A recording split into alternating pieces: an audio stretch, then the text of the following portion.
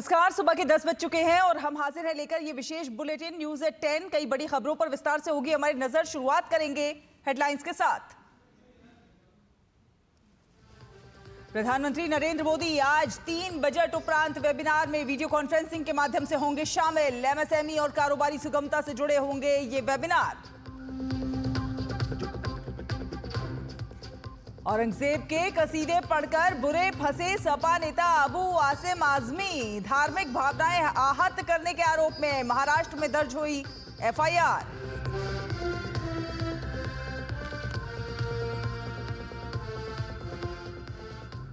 भारत ने संयुक्त राष्ट्र मानवाधिकार प्रमुख की जम्मू कश्मीर और मणिपुर पर दी गई टिप्पणी को बताया बेबुनियाद। कहा टिप्पणियां वास्तविकताओं से कोसों दूर।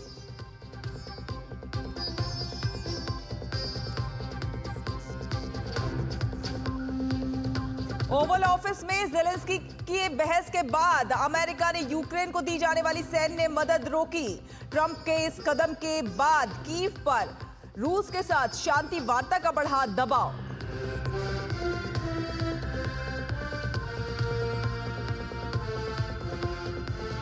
चैंपियंस ट्रॉफी का पहला सेमीफाइनल आज। भारत और ऑस्ट्रेलिया दुबई में होंगे आमने सामने। दोपहर 2:30 बजे शुरू होगा ये मुकाबला।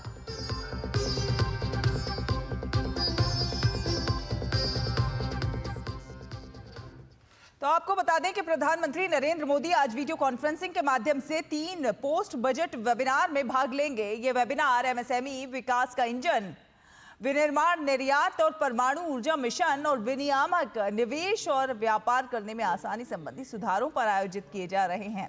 इस मौके पर वो कार्यक्रम में मौजूद लोगों को संबोधित भी करेंगे। ये वेबिनार सरकारी अधिकारियों, उद्योग जगत के प्रतिनिधियों और व्यापार विशेषज्ञों को देश के उद्योग, व्यापार और ऊर्जा रणनीतियों पर विचार विमर्श करने के लिए एक सहयोगी मंच प्रदान करेंगे। ये चर्चाएं बजट का कार्यान्वयन सुनिश्चित करने के लिए नीतियों के क्रियान्वयन, निवेश सुविधा और प्रौद्योगिकी के इस्तेमाल पर केंद्रित होगी। तो प्रधानमंत्री नरेंद्र मोदी आज एमएसएमई विकास का इंजन विषय पर पोस्ट बजट वेबिनार करेंगे। एमएसएमई मंत्रालय भारतीय एमएसएमई को वैश्विक स्तर का बनाने की कोशिश कर रहा है और आने वाले दिनों में इसको लेकर कई एक बदलाव भी देखने को मिल सकते हैं। केंद्र सरकार एमएसएमई को वैश्विक सप्लाई चेन का हिस्सा बनाना चाहती है ताकि निर्यात में उसकी भागीदारी बढ़ सके। इसे ध्यान में रखते हुए इन दिनों एमएसएमई खासकर मीडियम एंटरप्राइजेस के लिए फ्रेमवर्क तैयार किया जा रहा है। पिछले महीने पेश बजट में एमएसएमई को वैश्विक सप्लाई चेन बनाने की घोषणा की गई थी। भारतीय जीडीपी में एमएसएमई का योगदान लगभग 30% का है।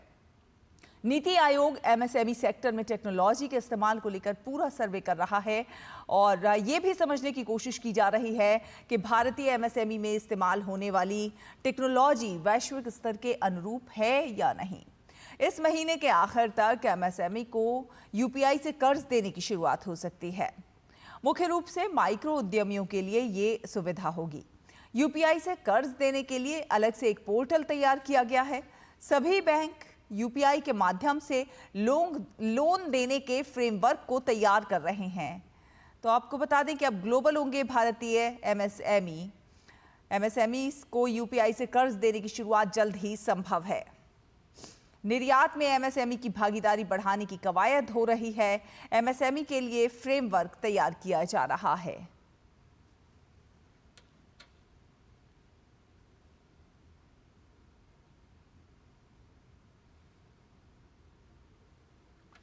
भारत के दौरे पर आई बेल्जियम की राजकुमारी एस्ट्रिड आज नई दिल्ली में प्रधानमंत्री नरेंद्र मोदी से मुलाकात करेंगी। 8 मार्च तक भारत के दौरे पर आई राजकुमारी एस्ट्रिड ने कल भारत के रक्षा मंत्री से मुलाकात की और इस दौरान बेल्जियम के रक्षा मंत्री थियो फ्रैंकेन भी बातचीत के दौरान मौजूद रहे।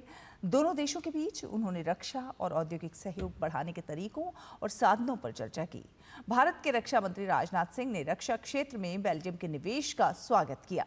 उन्होंने सुझाव दिया कि बेल्जियम की कंपनियां भारत में अपना विस्तार करके और भारतीय विक्रेताओं को अपनी आपूर्ति श्रृंखला में एकीकृत करके महत्वपूर्ण भूमिका निभा सकती हैं। बातचीत के दौरान दोनों देश एक संस्थागत रक्षा सहयोग तंत्र विकसित करने पर भी सहमत हुए। विदेश मंत्री डॉक्टर एस जयशंकर आज से ब्रिटेन और आयरलैंड के दौरे पर रहेंगे। विदेश मंत्री आज यात्रा के पहले चरण में ब्रिटेन पहुंचेंगे। डॉक्टर जयशंकर ब्रिटेन में अपने समकक्ष विदेश सचिव डेविड लैमी के साथ चर्चा के अलावा कई अन्य गणमान्य व्यक्तियों से मुलाकात करेंगे। विदेश मंत्रालय के अनुसार भारत और ब्रिटेन के बीच एक व्यापक रणनीतिक भागीदारी है। दोनों देशों के बीच रक्षा, सुरक्षा, व्यापार, अर्थव्यवस्था, स्वास्थ्य, शिक्षा और लोगों से लोगों के बीच संबंधों सहित विभिन्न क्षेत्रों में आपसी संबंध मजबूत हुए हैं। इसके बाद दूसरे चरण में वो 6 मार्च को आयरलैंड पहुंचेंगे। आयरलैंड के दौरे पर अपने समकक्ष साइमन हैरिस से द्विपक्षीय संबंधों पर चर्चा करेंगे। इसके अलावा वो कई अन्य नेताओं से मुलाकात करेंगे। इसके अलावा भारतीय समुदाय से भी मुलाकात करेंगे। भारत और आयरलैंड के बीच साझा लोकतांत्रिक मूल्यों, सांस्कृतिक संबंधों और बढ़ती आर्थिक आवश्यकताओं पर आधारित मैत्रीपूर्ण द्विपक्षीय संबंध हैं। विदेश मंत्री की ये यात्रा ब्रिटेन और आयरलैंड के साथ भारत के मैत्रीपूर्ण संबंधों को नई गति प्रदान करेगी। भारत ने संयुक्त राष्ट्र मानवाधिकार प्रमुख की कश्मीर और मणिपुर पर की गई टिप्पणियों को बेबुनियाद और निराधार बताया है। संयुक्त राष्ट्र मानवाधिकार प्रमुख वोल्कर टर्क ने अपने वैश्विक अपडेट में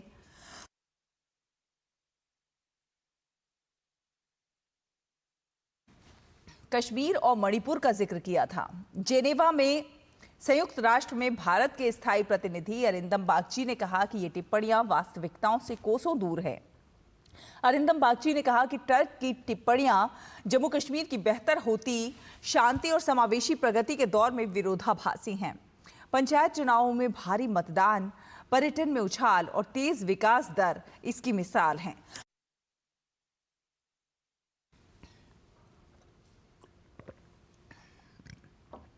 उन्होंने ये भी कहा कि भारत की जनता ने ऐसी निराधार चिंताओं को बार बार गलत साबित किया है। भारत ने मणिपुर की स्थिति को लेकर भी संयुक्त राष्ट्र के दृष्टिकोण पर आपत्ति जताई है। बागची ने कहा है कि सरकार ने हिंसा प्रभावित क्षेत्र में शांति बहाली के लिए सक्रिय कदम उठाए हैं और पुनर्वास प्रक्रिया जारी है। उन्होंने कहा कि अंतर्राष्ट्रीय संस्थाओं को देश की आंतरिक चुनौतियों को समझने में संवेदनशीलता दिखानी चाहिए।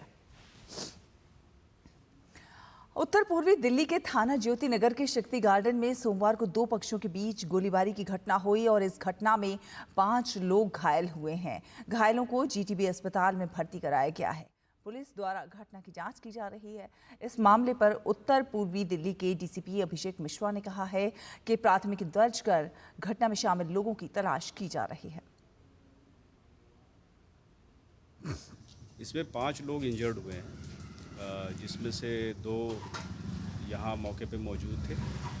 बाकी जो 3 लोग हैं उनका आपस में झड़प थी, उसमें फायरिंग हुई है, जिसमें 5 इंजर्ड हुए और उनको जीटीबी अस्पताल ले जाया गया है। ज्योति नगर थाने में यथोचित धाराओं में मुकदमा दर्ज किया गया है और इसकी तफ्तीश की जा रही है। इसमें जो लोग इन्वॉल्व हैं उनके बारे में हमारे पास कुछ क्लूज़ हैं, उसके बेसिस पे उनको शिनाख्त करके गिरफ्तारी की जाएगी। और जम्मू कश्मीर के शोपियां में घरों और दुकानों में आग लगने की घटना सामने आई है। शोपियां के टाक मोहल्ला स्थित कई घरों और दुकानों में भीषण आग लगी है। आग इतनी भीषण है कि दर्जनों घर, दुकानें और कॉम्प्लेक्स जलकर खाक हो गए हैं। पता चला है कि दुकानों और घरों में आग अभी भी लगी हुई है। घटना की जानकारी मिलते ही पुलिस और दमकल की टीम मौके पर पहुंच गई है और आग पर काबू पाने की कोशिश की जा रही है। हालांकि आग लगने की वजह का पता नहीं चल पाया है। और बात करें मौसम की, तो मौसम विभाग ने आने वाले 3 से 4 दिनों में जम्मू कश्मीर, लद्दाख, हिमाचल प्रदेश में भारी वर्षा और बर्फबारी और पंजाब में ओलावृष्टि की चेतावनी दी है। मौसम विभाग के अनुसार पश्चिमी विक्षोभ एक ट्रफ के रूप में निचले से ऊपरी स्तरों पर जारी है, जिसके कारण मौसम में बदलाव आएगा। मौसम विभाग के अनुसार जम्मू कश्मीर, लद्दाख, गिलगित बाल्टिस्तान, मुजफ्फराबाद, हिमाचल प्रदेश और उत्तराखंड के अलग अलग हिस्सों में वज्रपात, भारी बारिश और जमकर बर्फबारी होने के आसार हैं। इन राज्यों में 70 मिलीमीटर या फिर उससे अधिक बारिश हो सकती है। इसका असर उत्तर भारत के अधिकतर इलाकों में दिखाई देगा। मौसम विभाग के अनुसार दक्षिण पूर्व अरब सागर और इससे सटे मालदीव और लक्षद्वीप के इलाकों में 35 से 45 किलोमीटर प्रति घंटे की रफ्तार से चलने वाली तूफानी हवाओं के और ज्यादा तेज होकर 55 किलोमीटर प्रति घंटे की रफ्तार में तब्दील होने के आसार जताए गए हैं। इसी तरह बंगाल और मन्नार की खाड़ी में तूफानी हवा चलने के आसार हैं। अगली खबर का रुख करेंगे। आपको बता दें कि सपा नेता अबू आसिम आजमी मुगल सम्राट औरंगजेब की प्रशंसा करके मुश्किलों में घिरते हुए नजर आ रहे हैं। उनके बयान की हर ओर निंदा हो रही है और सियासत का बाजार भी गर्म हो गया है। अपनी विवादास्पद टिप्पणी के बाद अबू आजमी कानूनी जांच के घेरे में आ गए हैं। आजमी ने औरंगजेब को एक कुशल प्रशासक बताते हुए कहा था कि औरंगजेब ने कई मंदिर बनवाए। शिवसेना सांसद नरेश भास्कर ने ठाणे के बागले एस्टेट पुलिस स्टेशन में आजमी के खिलाफ भारतीय न्याय संहिता की धारा 299, 302, 356, 1 और 356, 2 के तहत प्राथमिकी दर्ज कराई है। अबू आजमी पर धार्मिक भावनाओं को ठेस पहुंचाने का आरोप लगाया गया है और देशद्रोह का मामला दर्ज करने की मांग की गई है। शिवसेना शिंदे गुट के आजमी के खिलाफ कई पुलिस शिकायतें दर्ज की गई हैं, जिनमें से एक मुंबई के मरीन ड्राइव पुलिस स्टेशन में भी दर्ज की गई है। तो वहीं अबू आजमी की विवादित टिप्पणियों पर विभिन्न राजनीतिक हस्तियों ने कड़ी प्रतिक्रियाएं दी हैं। महाराष्ट्र के उप मुख्यमंत्री एकनाथ शिंदे ने भी आजमी की टिप्पणी की निंदा की और इसे राष्ट्रीय प्रतीकों का अपमान बताया। वहीं बीजेपी नेता प्रदीप भंडारी ने अबू आजमी पर निशाना साधा।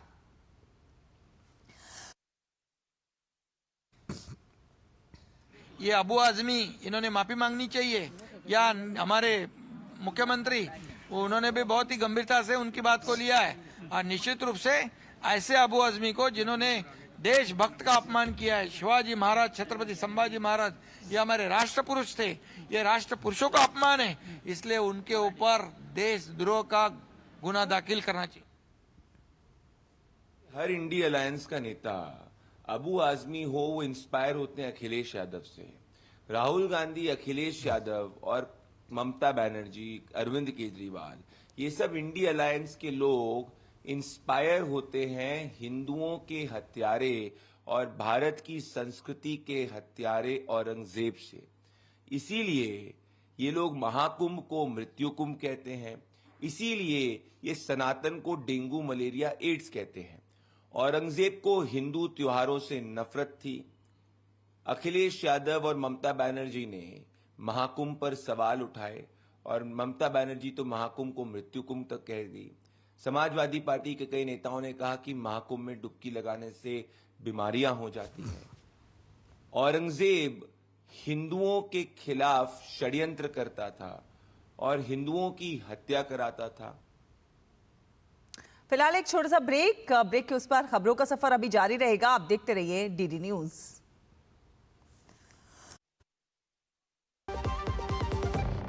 एक ऐसा तबका जो रिटायरमेंट के बारे में आज भी बिल्कुल नहीं सोचता, वो है औरतें। औरतें कमा के भी वल्नरेबल हैं। सो एनपीएस एक इक्वालिटी ला रहा है। हम सब एक बराबर प्लेटफॉर्म पे हैं। अपने बेहतर कल को सुनिश्चित करने के लिए एनपीएस जरूरी है। जब धरती चीर कर निकलता है लोहे का पत्थर और मिलता है मोंगिया के जोश से, फिर तपता है, पिघलता है और बनता है फौलाद। अब होता है सरिया सारी खूबियों के साथ। मोंगिया स्टील, मजबूत देश का मजबूत सरिया।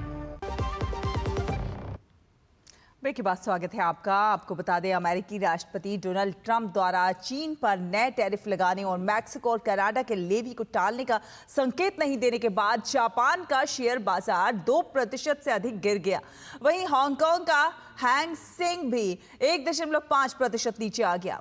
व्हाइट हाउस ने कहा है कि ट्रंप ने चीन पर टैरिफ को 20% तक बढ़ाने के आदेश पर हस्ताक्षर कर दिए हैं। इसके तुरंत बाद अमेरिकी नेता मैक्सिको और कनाडा के खिलाफ नियोजित 25% टैरिफ में किसी भी बदलाव से इनकार कर रहे थे। अमेरिकी राष्ट्रपति डोनाल्ड ट्रंप ने ऐलान किया है कि आज से कनाडा और मैक्सिको पर 25% टैरिफ लगाया जाएगा। ट्रंप ने कहा कि इसमें देरी की कोई गुंजाइश नहीं है। ट्रंप के ऐलान के बाद उत्तर अमेरिका में ट्रेड वॉर का खतरा बढ़ गया है। ट्रंप के बयान के बाद अमेरिकी शेयर बाजार में गिरावट का दौर जारी है। ट्रंप के बयान के बाद मैक्सिको की मुद्रा पेसो और कनाडाई डॉलर दोनों में गिरावट दर्ज की गई है। व्हाइट हाउस में कहा कि इन देशों को आयात शुल्क का सामना करना ही होगा, जिससे वे अपने कार प्लांट और अन्य वस्तुएं अमेरिका में ही बनाएंगे। ट्रंप ने यह भी कहा कि अमेरिकी उत्पादों पर शुल्क लगाने वाले देशों पर समान शुल्क 2 अप्रैल से लागू होंगे। मुख्य कार्यकारी अधिकारियों और अर्थशास्त्रियों का कहना है कि अमेरिका अपने दक्षिणी और उत्तरी पड़ोसियों से सालाना 900 अरब डॉलर से अधिक मूल्य का आयात करता है। अत्यधिक एकीकृत उत्तरी अमेरिका अर्थव्यवस्था के लिए यह काफी गंभीर झटका साबित हो सकता है।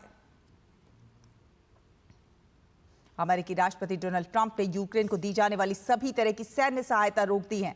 पिछले हफ्ते राष्ट्रपति वोलोदिमीर ज़ेलेंस्की के साथ हुए विवाद के बाद ट्रंप ने यह फैसला किया है। व्हाइट हाउस के एक अधिकारी ने बयान जारी करके कहा है कि राष्ट्रपति ट्रंप ने साफ कर दिया है कि वो शांति पर फोकस कर रहे हैं। हमारे सहयोगियों को भी इस लक्ष्य के लिए प्रतिबद्ध होने की जरूरत है। मदद इसलिए रोकी जा रही है ताकि इस कदम से कोई समाधान निकल सके।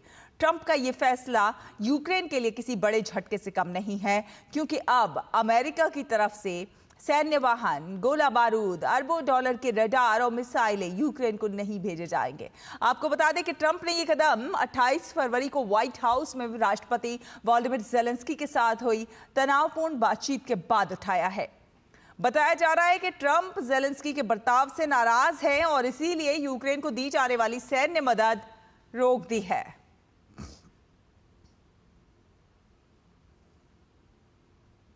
और रूस के खिलाफ युद्ध के दौरान यूक्रेन की आर्थिक मदद करने पर अमेरिकी राष्ट्रपति डोनाल्ड ट्रंप ने पूर्व राष्ट्रपति जो बाइडेन पर हमला बोला है।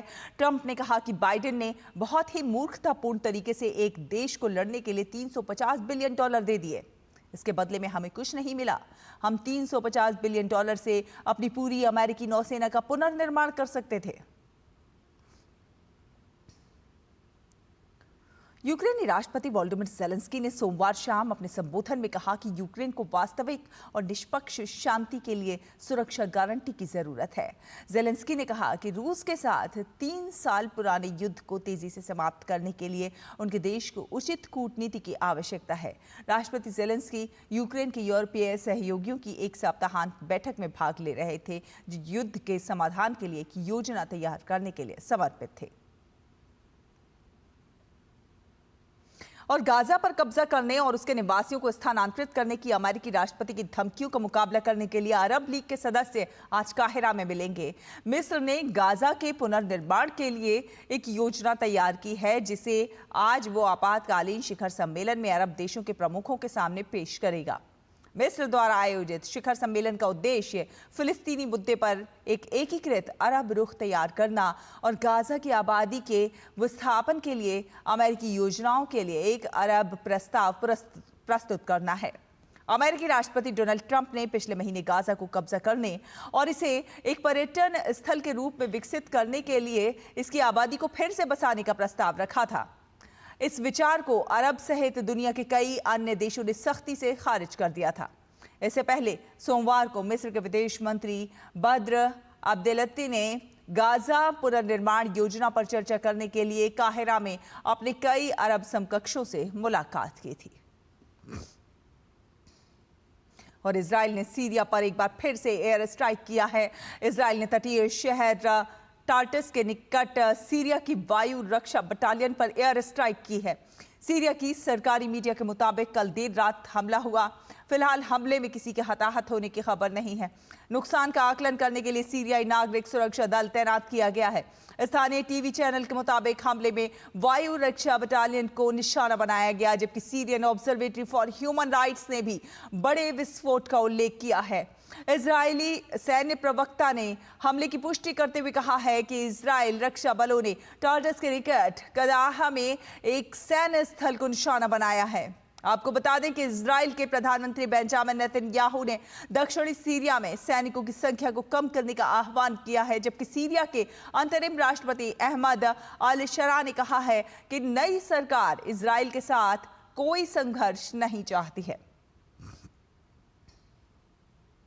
दक्षिण अमेरिका के उत्तरी पेरू में इस हफ्ते भारी बारिश के कारण बाढ़ आ गई है और नदियां उफान पर हैं, जिससे निवासियों को अपने घरों से बाहर निकलने पर मजबूर होना पड़ा है और सरकार ने रेड अलर्ट जारी कर दिया है। बाढ़ के पानी से लगभग 1,50,000 लोग और 3,000 घर प्रभावित हुए हैं। सार्वजनिक स्थानों को भी नुकसान पहुंचा है। साथ ही साथ ग्रैंड कैनरिया के पूर्वी भाग में भी बाढ़ आ गई है, जिससे कारें बह गईं और सड़कें कीचड़ से भर गईं। स्पेन की मौसम एजेंसी ने कैनरी द्वीप समूह के लिए येलो अलर्ट जारी किया और टेल्डे सिटी हॉल ने लोगों से घर के अंदर रहने और अनावश्यक यात्रा से बचने का आग्रह किया।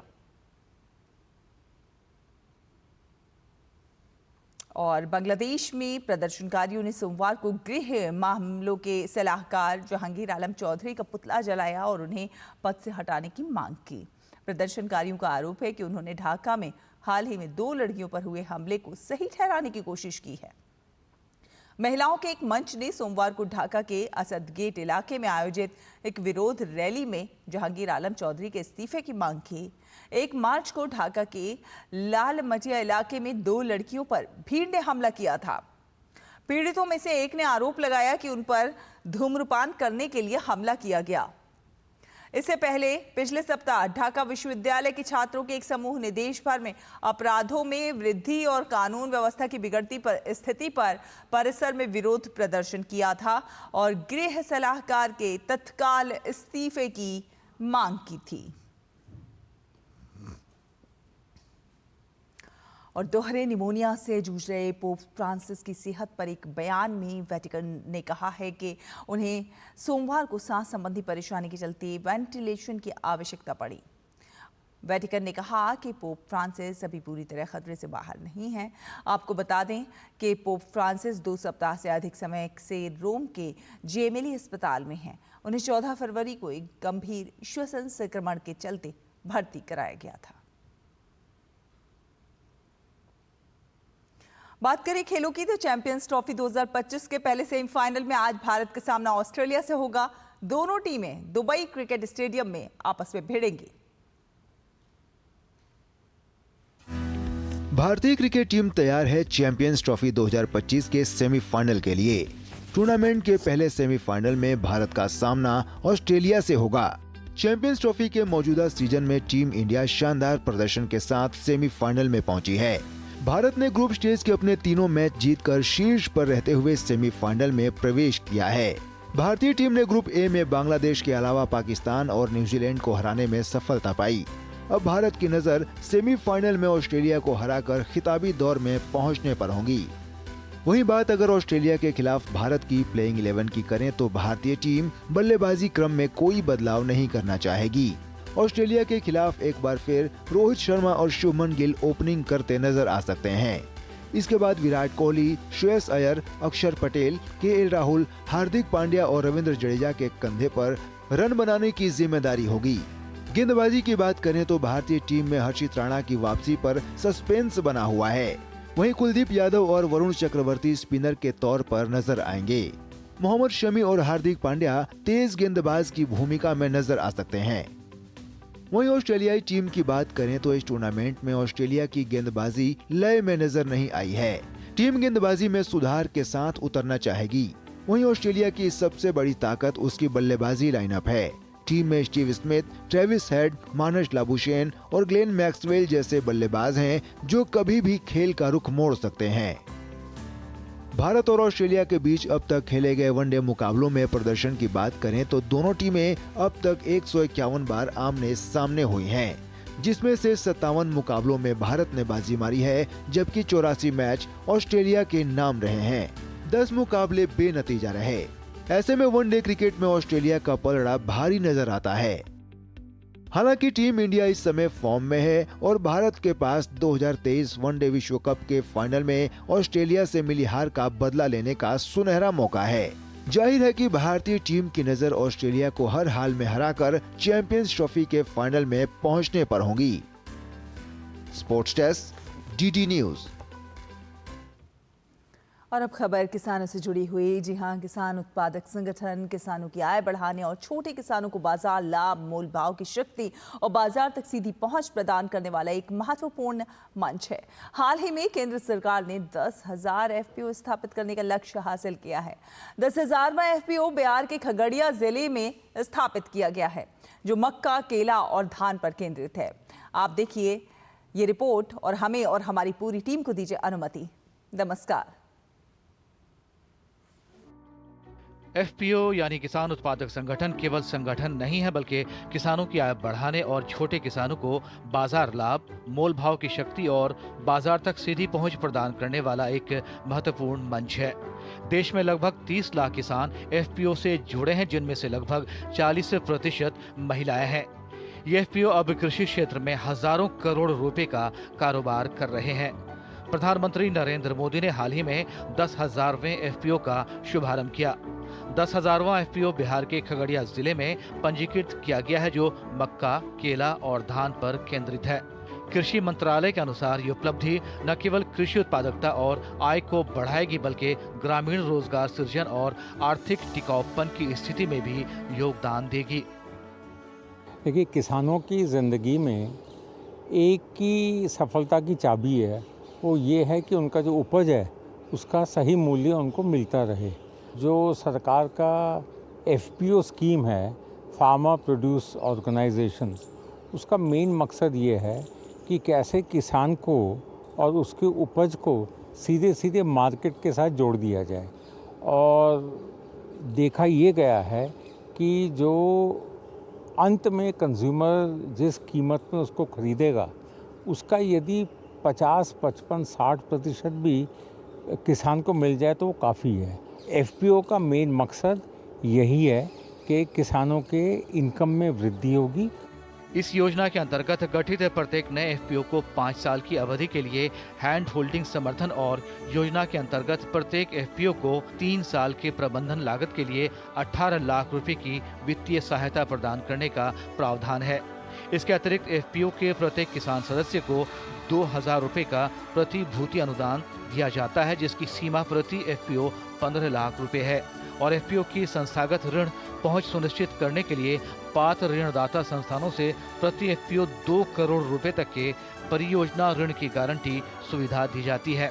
एफपीओ द्वारा दी जाने वाली सेवाओं और गतिविधियों में बीज, उर्वरक, कीटनाशक और गुणवत्तापूर्ण उत्पादन इनपुट कम थोक दरों पर उपलब्ध करवाना, सदस्यों को आवश्यकता आधारित उत्पादन और उत्पादन के बाद की मशीनरी और उपकरणों उपलब्ध करवाना, उचित रूप से सस्ती दर पर सफाई, परख, छटाई, ग्रेडिंग, पैकिंग और खेत स्तर की प्रसंस्करण सुविधाएं उपलब्ध करवाना, भंडारण और परिवहन सुविधाएं उपलब्ध करवाना, बीज उत्पादन, मधुमक्खी पालन, मशरूम की खेती आदि जैसी उच्च आय वाली गतिविधियां शुरू करना, किसान सदस्यों की उपज के छोटे छोटे समूहों को एकत्रीकरण करना, उपज के बारे में बाजार की जानकारी की सुविधा प्रदान करना, साझा लागत के आधार पर भंडारण, परिवहन, लोडिंग, अनलोडिंग आदि जैसी रसद सेवाओं की सुविधा प्रदान करना शामिल है।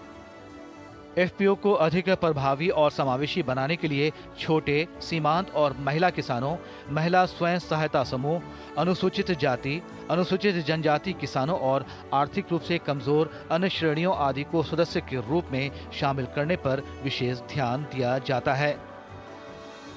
बीज से लेकर बाजार तक किसानों को हर तरह की आसानी पहुंचाने के लिए केंद्र सरकार ने फरवरी 2020 में 10,000 एफपीओज यानी किसान उत्पादक संगठन स्थापित करने का लक्ष्य रखा था, और वो लक्ष्य भी था 2027-28 तक, लेकिन अब इसे समय से पूर्व ही हासिल कर लिया गया है।